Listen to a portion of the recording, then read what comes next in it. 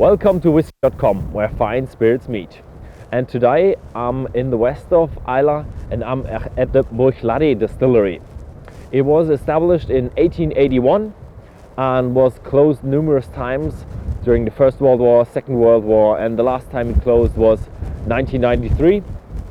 And up till then, the distillery was producing much for the blend industry, and that's just how the business was run for the Scotch whisky. Up in 2001, the distillery was opened again, and before that it was bought by people who were active in the wine business, and they actually wanted to take some of the spirit and some of the processes from the wine industry and run them here at the distillery.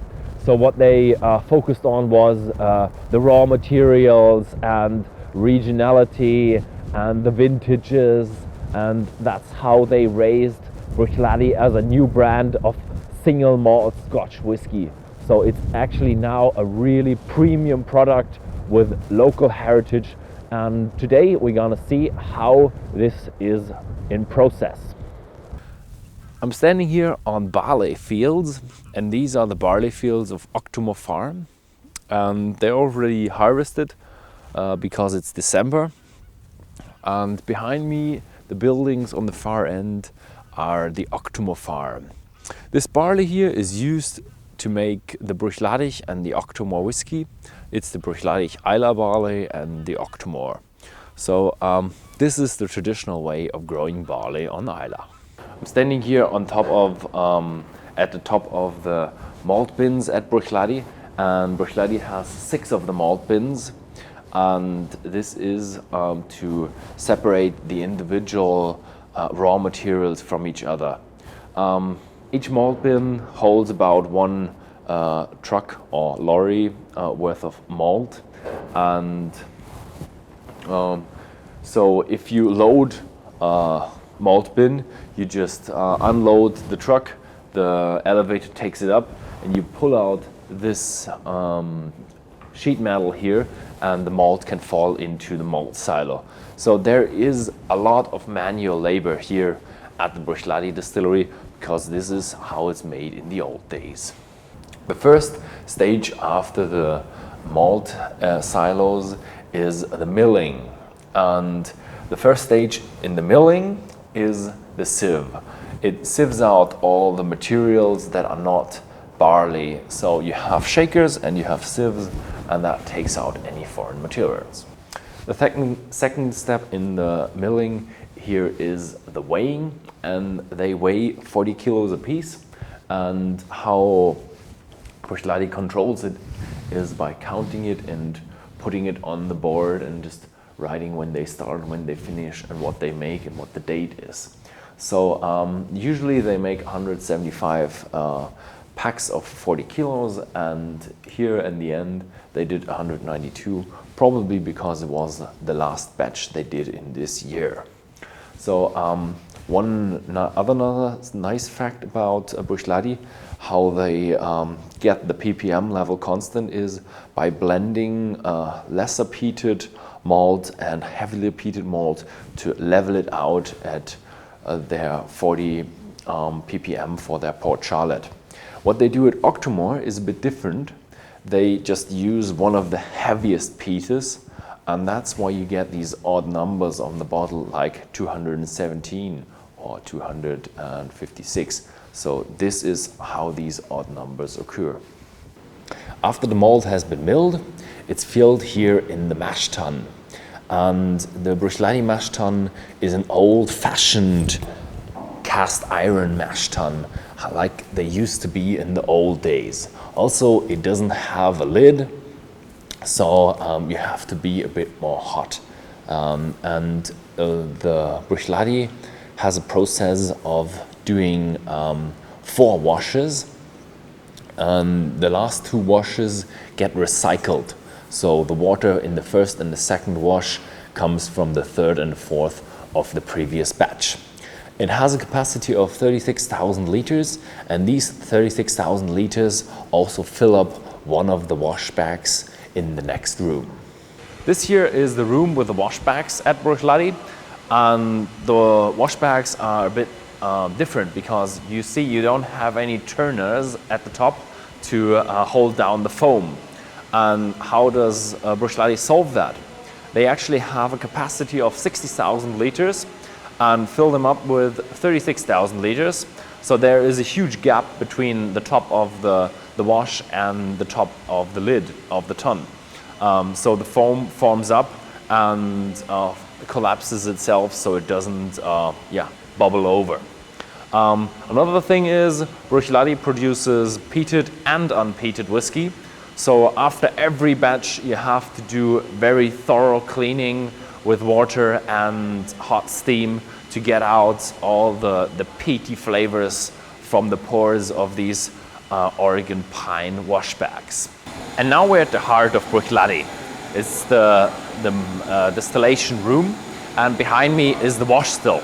This is one of the oldest stills. It's not the original, but they used parts of the original still. And here, the still used to be coal-fired, so there was a little bell here, and the stillman used to ring it to increase or decrease the fire below the still to vary the temperature and have the still not boiling over. So behind me, this is the wash still. Has a capacity of 17,000 liters from bottom to top, and it is used for the first distillation. The spirit still is a bit smaller, has a capacity of around 12,000 liters from bottom to top. And what you can see here, the spirit still is important for the flavor of the whiskey. And what we see at Bruichladdich is they have a pretty tall neck, and they have the line arm falling, and they don't have any rectifier or constricting piece.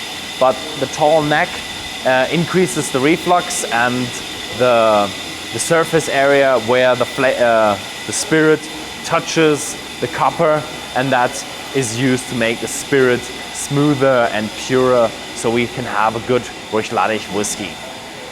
Yeah, and after that it's about 68.5 degrees ABV, and the Bruichladdich Distillery is always barreling at the distillation strength, so they don't add any water because they just think we're maturing spirit and not water.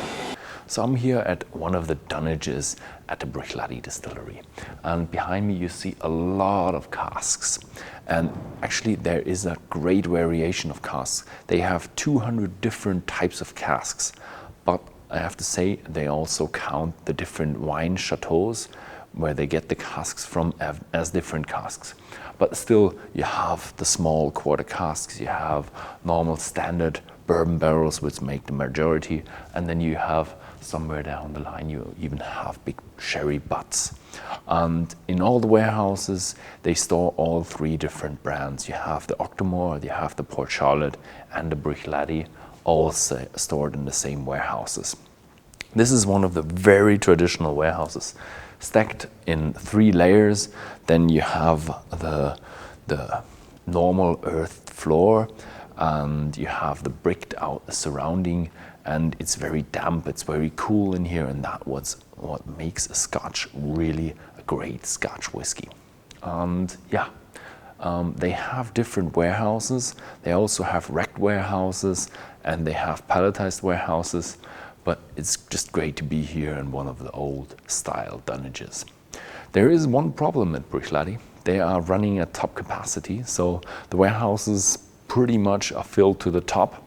So what they do is, in the next year, in 2016, they're building new warehouses so they can raise the capacity and increase their stock. So maybe we can look forward to new older expressions in the future, because we just have more stock here now. So I'm sitting here with Adam.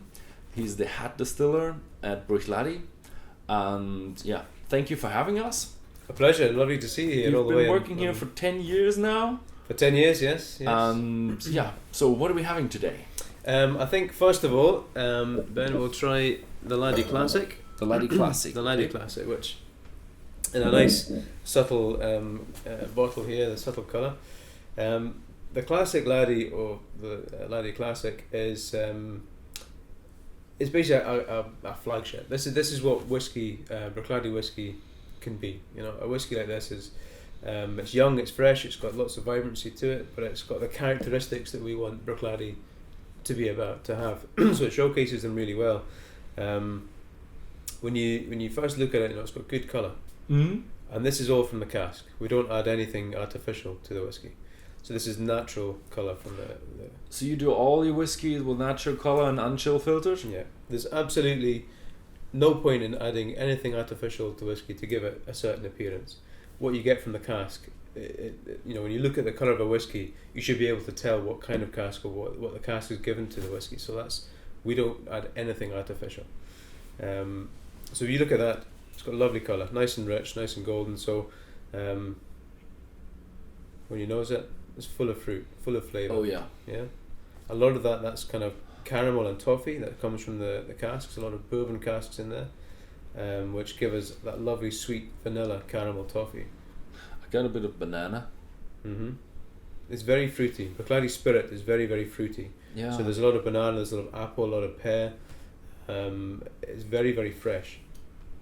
Yeah, I would describe it as a fruit basket, Mm-hmm. but also with the cream. I don't know, creamy, but that sweet note, like you said, caramel. Yeah. Like caramel. But it's a natural. I mean, the caramel. You can add artificial colouring, which is essentially a caramel. It's burnt sugar that will give it a dark appearance. But this caramel that we smell is natural. It comes from the wood, from the toasting of the wood and the production of the barrels. Are these 100% ex-bourbon or how? There's a mixture. I can't tell you the exact recipe. Okay. Because it changes as the classic, as it evolves through the years. It's a mixture of ages. So it's a multi-vintage. So we don't state an age on it. It changes, it evolves. It's a variety of casks. There's probably 5 or 6 different cask types in there, from mainly bourbon. But there's some sherry, there's some wine casks in there as well to give us more flavour, to build up that profile. So that when we taste that, it tastes of all the things that are good at Bruichladdich. You know, that fruitiness and the spirit, the quality of the flavours from the wood, they really shine through. So although this is a relatively young whiskey, it's essentially 7 years old. That's the youngest whiskey in there. There's 11 and 12-year-old whiskey in there as well. So there's a good range. So we build up a good picture with this whiskey. So I'd like you to have a little taste. Pleasure.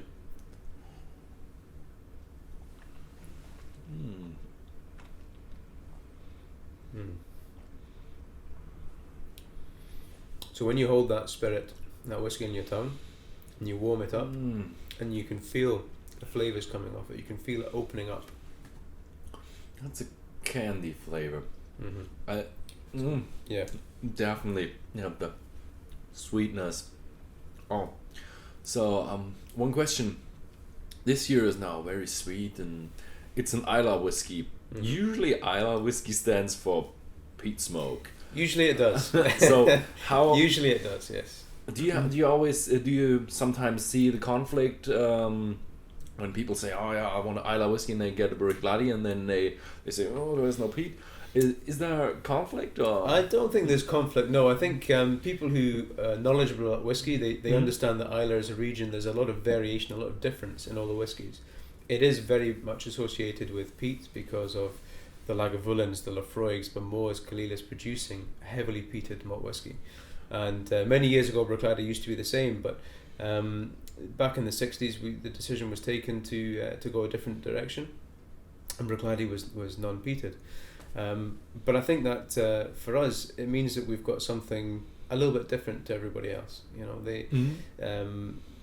we do things now slightly differently to the way a lot of other distilleries do things.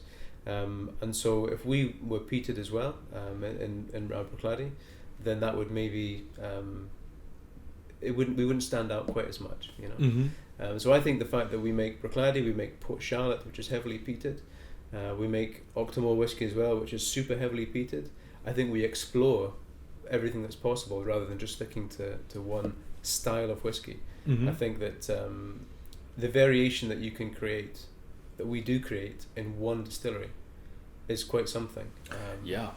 It's when you see the variation between all the whiskies, it's It's pretty amazing. Yeah. As we taste some more, the Port Charlotte and the Octomoe as well, the spirit, the DNA is the same character from our distillery, but it behaves very differently with the peating levels. So to explore that is very, very interesting from our point of view, and it offers the customer alternatives. It offers them something different just from our distillery.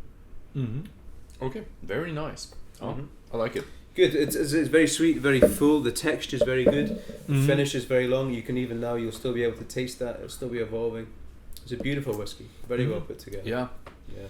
I wouldn't have put it in the Isla range though, but No. it's an Isla whiskey, and It is. It is.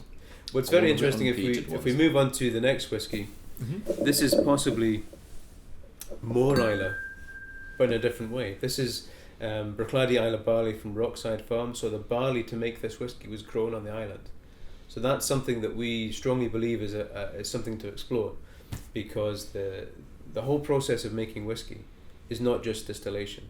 It's about the barley, where it comes from, what type it is, where it's grown, and much like wine with the idea of terroir, how that affects the flavours you get in the glass at the end. So for us, it's a whole journey to source different barleys from different places, watch how they develop, watch how they mature as whiskey, and compare the flavours at the end of the day. This is a similar age to the classic, and again similar colour. When you look at that, it's got good colour again, and again natural. So there's nothing added to this. When you taste this, it's very, very different. Even though the spirit's matured, distilled in the same way, the type of barley or where the location of the barley was grown, being an Isla, affects the flavour drastically. So when you taste this whiskey, what to watch out for is the very first taste you get in your lips is a little bit savoury, a little bit salty. And if you look out the window here, you can see the sea. yeah, Everything in Isla, is covered in salt spray, basically from the sea. The barley that's grown here is no different. The casks that mature here, we mature all our spirit on Isla at Bruichladdich. They are breathing this air, so they are taking in these flavours, and so this to us, this is what Isla is all about. Might not be peated, but it's the DNA of the island in the whiskey. Yeah. So. I've just stopped at the road and talked to one of the farmers. I just happened to run into the farmer on Octomoe farm, and he told us all about how they grow it now here, and it's amazing. Yeah. And it's good to have a pure Isla malt. Okay, Let's cheers. have a taste. Cheers.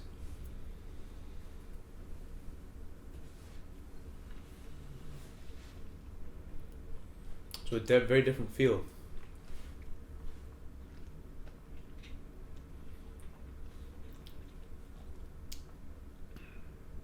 I'm very interested to see what you think to this one. You get a bit of maritime flavors, and it's the other one is more straightforward sweetness. With this, you got more. I even imagine some peat smoke. Is there a peat smoke? There's no peat smoke in here, no. But there is. It's maybe I confuse the maritime flavors then with like it's not seaweed though. I would say it's sea breeze, like Yeah. like There is what you smell that outside. kind of the smell you get in the air, the sea spray, the salt spray, that kind of thing. It does have an influence here. There is it's very floral, and it has a sweetness rather than being caramel. It's more honey. It's more like a heather honey. So you're getting these flavors. There's a lot of zestiness in there, a lot of lemon, a citrus flavor in there, and these come from maturing here by the sea. The influence, this idea of terroir and how everything affects the whiskey, all come together as you can start to feel all these different flavors coming through, and when you start to understand where they come from and how they get there, it becomes very important to mature all our whiskey here, and it becomes very important to use Isla barley to create these differences, to look at what's possible and what's right. Yeah, and the other thing what we always keep telling is it also depends on your mood and your setting, so it always tastes different when you're at the distillery. Oh, of course. Of course. It does, but again, when you have a second taste of that,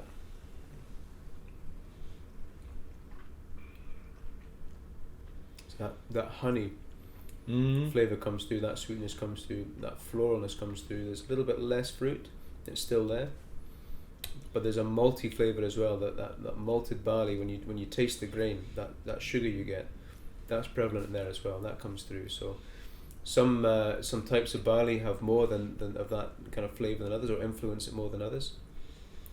Because this is just American oak, bourbon oak matured. You don't have maybe as much fruit coming from the sherry casks or the wine casks, so you get more of the malt flavour coming through. So that one's very, very interesting for us. It's very clean, very fresh, but the fact that barley's grown on Islay, that has that influence of maturing here and that savoury salt maritime flavour coming through. To us, that when you were far from home, if we were in Germany or I was in America or wherever I was in the world tasting this whiskey, it takes me home. This is what the idea of terroir. This is what it's all about. It's about that feeling and that texture, that place. For you, probably it tastes like home. Yeah. For me, it's a just island, seaweed. Yeah, very nice, very nice. So one other question: will we see a 10-year-old expression, or are you going for no age statement? I think in years to come we will. Yes, I think with the story of Bruichladdich influences obviously what we bottle. We started with a 10-year-old when the distillery was reopened, but that 10-year-old had to stop because there was a gap in our production when no whiskey was made here for many years when the distillery was silent. So when we were able to, in 2001, introduce a 10-year-old again, that was a very special moment for us because that was 10 years of maturing our spirit. But the production levels that we had when we started in 2001 were very low, and each year we'd increased and increased and increased until now. Currently, we're at 1.5 million litres of alcohol, which is a lot of whiskey. So there will be a time when we're able to age our stock and be able to. The reason we had to stop that 10-year-old was we didn't have the stocks to back it up. We didn't have anything there. Sure. You can only bottle whiskey once. You can only take it out of the cask once. So, I guess my question is, can you keep up with the demand? I think this was the thing that we had in the past, was that the demand was so great, the quality was so good, the demand was so high that we didn't have the stocks available to do that. So we had to stop. We had to look at things a little differently and explore some other options, which is great for us because although having a 10-year-old whiskey is it fits in with a lot of kind of modern marketing and age being more important, by not having that whiskey, we're able to say that actually this is a fantastic whiskey. Yeah, definitely. And the age is not actually the most important thing. It's about the quality of the spirit, about the quality of the casks, and so. Yes, maybe in years to come we'll have more age statement whiskies, but or more vintage statement whiskies, and which will I always see there is a vintage back in the end. So it's not like you want to hide that much. It's just we've got you nothing don't have the stock, so you can't. This is you can't do true. anything but it's very true. But we either do a non-age statement or lime, so you better go non-age statement. We've got no secrets here. We've got no secrets whatsoever. The reason there's no age statement on this is because, as I say, it evolves. It evolves if we'd have to keep changing the packaging so much. So, as I say, we take that out of it because really it's not the most important thing. The most important thing is the flavour and the quality of the whiskey. And when you taste that comes through. That's the most important thing. Okay, so we proceed to the peated ones. So this is getting back to more of the association of Islay. If you'd like to try the Port Charlotte Islay barley, again this is using barley grown in Islay. So again it's got that kind of salty kind of tang to it, which is really quite special. That smoke that people associate with Islay comes through because the Port Charlotte whiskey we make is heavily peated. So that's at a phenol content of 40 ppm, so very, very peaty, very, very strong. And you can smell that in the glass. You need to put that too close to your nose to be able to smell that. Now, Port Charlotte was made. Port Charlotte's the name of a village just down the road from us, just 2 miles away. And Port Charlotte was made to be a peated version of Bruichladdich, because as I mentioned before, Bruichladdich used to be peated. So we were curious as to what that tasted like, because it stopped in the 60s. Nobody had tasted that whiskey. Nobody knew what that whiskey was like.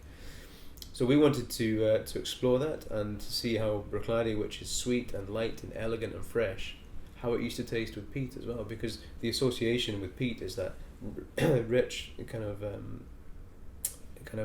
smoky kind of flavour, that kind of depth of flavour. But Bruichladdich was so light, how would it taste? So it's very interesting when you notice that it's not all about peat.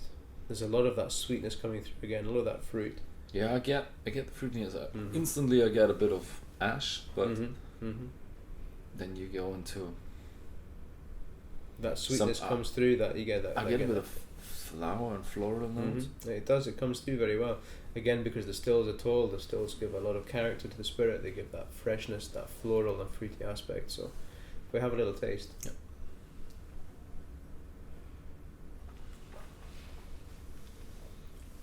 The lovely thing about that is the peat tends to come towards the end. It's not the biggest voice in that whiskey. It's a big voice, but it's a good balance. Yeah, you get a bit of sweetness.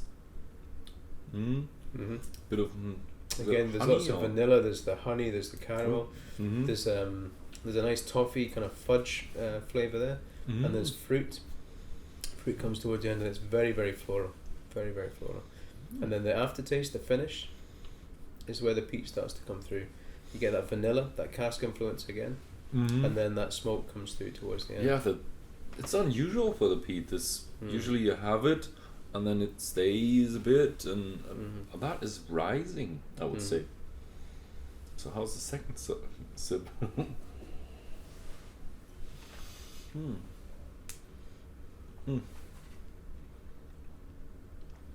I think for some whiskies that are peated, the peat is a very dominant voice. For us, with the quality of the distillation we have, when the guys are working, the most important thing when they're making the spirit is to do it slowly and to do it make sure they get the right cut. There's no pressure on them to make more whiskey. We want the best quality whiskey, most importantly, and that comes through here. That's very clean. It's very fresh. There's no burn. There's no kind of harshness on you when you swallow. You get the flavor and you get the texture, and the flavor lasts a long time. And the reason it evolves, the reason it changes, and the peat comes and goes, is because we haven't chill filtered this whiskey. We've left all the natural oils in there, as we do with all our whiskies. The same reason we don't add anything artificial to it. Why would we take anything away? So what that means is the texture. The oils will sit in your tongue, and as they warm and as they evolve, as they open up, the flavors develop.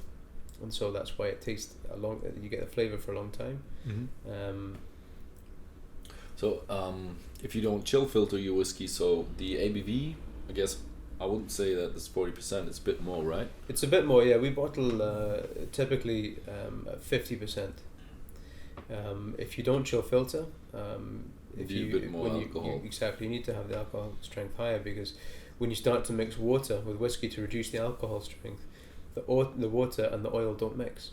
And so if you go to 40% and you don't chill filter, your whiskey will be cloudy, it will be hazy, as the oils and waters won't mix. Which is not necessarily a bad thing. There's nothing wrong with that. There's nothing wrong with that, but it's perceived as... Exactly. Now, the reason we bottle at 50 is 46 is the cut-off point. So if you go below 46, then it will be cloudy. If you stay above 46, it'll be okay. We bottle at 50, again, so that we keep on the right side of that, but also that's where the flavour profile seems to sit better for Bruichladdich. The flavours express themselves better. If I may, there's no reason why we can't add water to it, but when you do, if you watch and you see the water and the oils react, and it goes hazy. Yeah. So that is the reason chill filtering is done, to stop that reaction happening, so you don't see it and think there's something wrong with that whiskey. To us, we know, and we try and tell as many people as we can, that that's a good sign. You want to see the oils reacting with the water, because it means you know the oils are there, so your texture is good, your flavour is good. And the flavours, yeah. So that's the most all important about the flavours. Yeah. That's what whiskey's all about. Yeah. We don't drink it because it looks nice, we drink it because it tastes good.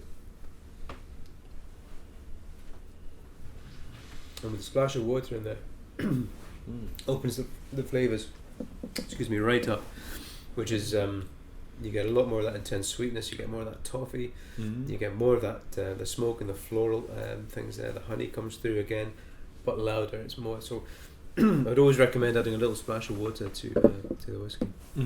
So there were rumours about a distillery in Port Charlotte going around, so are the rumours true? What is going on there? Is there anything happening? There's no plans to build a distillery there now. We, in the days when the distillery in Bruichladdich was independent, we had always wanted to do that. We had Made plans to open a distillery in Port Charlotte of roughly the same capacity as Bruichladdich here, so we would have been making 1.5 to 2 million litres there. But it was maybe a step too soon for us, and the economic climate at the time in 2007 meant that shareholders we'd gathered together maybe weren't able to invest as much, and there was a lot of red tape, a lot of information needed to be gathered by certain authorities that basically meant it wasn't going to happen just yet for us. So yeah, the idea is there. The idea is still there. Who knows? There's no plans to do anything anytime soon, but in the future, who knows? Maybe if the sales pick up and there is enough going around. You never know. You never know. I think that it would be very interesting to with the knowledge that we have here and the approach we have to making whiskey. I think it'd be very interesting for us to try again with a blank piece of paper and come up with all the ideas and make whiskey the way we would want to. I think there could be some very, very interesting things. But you got warehouses down in Port Charlotte. We do. We have some of the old warehouses from there was a distillery in Port Charlotte until 1929. And so we own some of the buildings down there that used to hold stock for the Loch-and-Dole distillery. So we still use them now. They're fantastic old warehouses. Really, really good. Very good for maturing whiskey. Very cool. Just ambient temperature all the way around through the year. So fantastic warehouses to use and very atmospheric. So lovely place to keep our whiskey. Good. So yeah, we hope to get. Maybe it will watch this in the space. future. You never know. You never know. Absolutely, absolutely. So Octomoe. Yeah, this is it. I'll let you take a glass here of the Octomoe. The Octomoe is a fantastic spirit, and again we have the opportunity to create a spirit like this because why not? You know. Yeah. Let's try it. See what happens. So once we had made that Port Charlotte, we decided let's see how peaty we can make a whiskey because the Port Charlotte is good. What ppm and what percentage of alcohol are we? Well, this one we have here is again this is Islay grown from 2009. This was distilled, so this is edition 6.3. This is pretty much the peatiest one we've done yet. This is 258 parts per million in the malt, the phenol content here. So this is hugely peated when it was created, when that malt was malted, very, very heavily peated. But when we make Octomoe, of course, it's the same distillation, the same as the Bruichladdich, the same as Port Charlotte. So it was interesting for us to see how this light spirit would behave with such heavy peated malt. And when you notice that, for me, it's very, not, very little peat. Yeah, it's not that dominant. It's very fruity. There's a nice orange kind of flavour coming from that. There's like a chocolate orange. There's fruit. There is the sweetness comes from the wood again from the cask. This was matured in bourbon casks and French wine casks, and so there's a lovely fruit there. Is it a marriage between casks or is it a? It is. It's a marriage. It's a marriage between two casks. We had matured some of that spirit in bourbon and some of it in Syrah, and so we then brought those casks together for bottling, and it works very, very well. Very, very well. So again, the colour is quite rich, quite deep. So again, the wine cask, the French wine cask, gives a lot of colour, a lot of influence there. Now, bearing in mind, this whiskey is 5 years old, and you look at that colour, and you see when you swirl that around, you look at the legs and the texture on that. That tells you exactly. It's very oily. It's got good texture. It's been very well distilled, and that's the secret. If you distill well, age again doesn't become the most important thing. So when you taste that whiskey,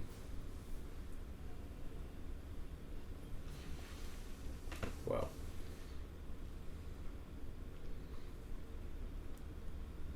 There's a moment when you put that whiskey in your tongue when it feels like a normal whiskey and then bang, something goes. That is an incredible whiskey. Oh, that's a steep rise with the smoke, but I think I have the 6.3 at home, so today it tastes a bit more rough, but yeah, I like it. And then you have a bit of that sweetness, but the intense smoke, for me, it tends to feel a bit dry. Yeah, it is a little bit of a dryness there, the dry smoke. And it always comes towards the end. The most important flavour in there when you first taste that is not smoke. No, you feel the heat. You feel the heat from the high strength, which is warming. It's spicy. You get the fruit. You get the wonderful flavours from the cask. So that vanilla and that honey comes through again. There's that orange. There's that kind of strawberry jam kind of flavour. There's wonderful, wonderful flavours. And then as that whiskey evolves, now you can taste the peat in your mouth. That's where the whiskey, the peat really comes into its own. Yeah, now the peat fades out. You have a huge increase in peat after like 3 or 5 seconds. Yeah. That's what I really like about whiskey. Even the sipping of whiskey is a journey. You have you sip it, then you have a bit of alcohol, then you have a bit of spiciness maybe, and then some peat if it's there. So that's what I like about whiskey. It's an experience and it's a journey of tasting the whiskey, and usually you have a complexity. This one has a complexity inside the whiskey, so when you taste it the second time, again you get more from it the second time, absolutely. And even now as we're sitting here talking, that whiskey is evolving, it's changing, it's working. For us, this is an incredible journey, because even just when you drink it, like you say, it feels like a journey. But for us to source the malt, to mill it, to mash it, to ferment it, to distill it, to mature it, and to watch all this happening over years, and then to get this in the glass, and to have all that work come to fruition like this with such quality, that makes us incredibly proud. Incredibly proud. That is. So we're glad you enjoy that. Yeah. Cheers.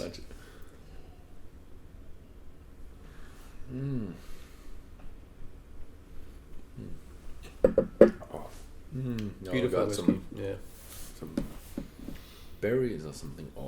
Now comes the peat. That's it. It's like you said, it changes all the time. It evolves. There's so many things come through because there's such complexity in there.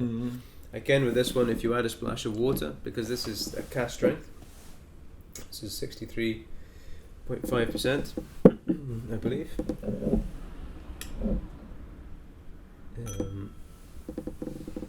You'll open the flavours an awful lot more. Take that heat out slightly, but bring more flavour into the mix. It's strange that you don't smell the peat. No.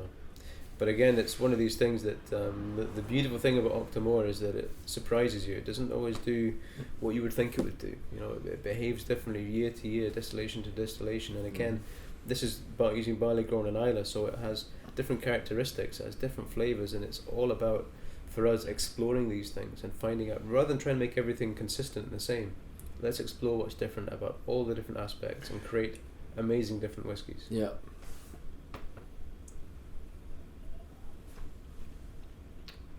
So that salt comes through more again, that maritime feeling comes through a bit more. Yeah, definitely. Bit of a different peatiness. The peatiness is effective. Yeah. I have to say, when I heard first about the Octomoe, I thought, it's a little small bottling, it's a joke, so to prove what we can do with peatiness. But when I first had it, I think, hopefully they do more of it. the wonderful thing about Octomoe for me is that it's although the peat, you know, we state the phenol content, we talk about how peaty it is. There's so much more to this whiskey. It's an incredibly complex, incredibly well distilled whiskey. Are there many whiskies that you would want to drink at cask strength at 5 years old? Not really. Yeah. This is one that you do or is comfortable at that because it has such quality to it. I would have imagined 200 plus ppm that beyond drinking, but when you try it, it is there to be enjoyed. So thank you for having us at your distillery. A real pleasure. Thank you for coming. Thanks for watching. And if you find this video interesting and you have some friends who might be interested as well, then please feel free to share this video with your friends. And thank you for watching.